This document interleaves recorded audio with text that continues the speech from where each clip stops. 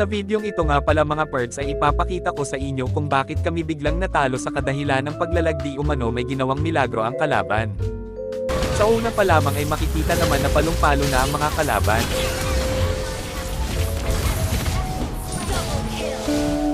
Dito nga pala ay napasot ako sa damo at ito ang nangyari.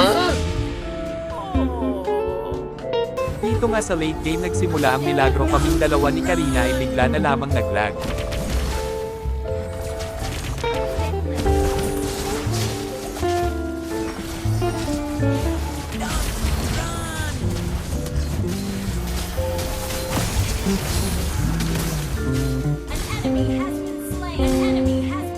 Di ko na nga mapindot ang aking kapangyarihan, bukod sa lahat ay nagpilipit pa ako, hahaha.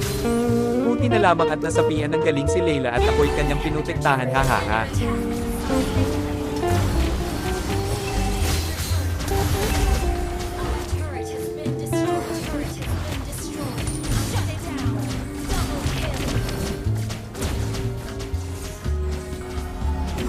Sa part na to nagkaroon pa ako ng pag-asa.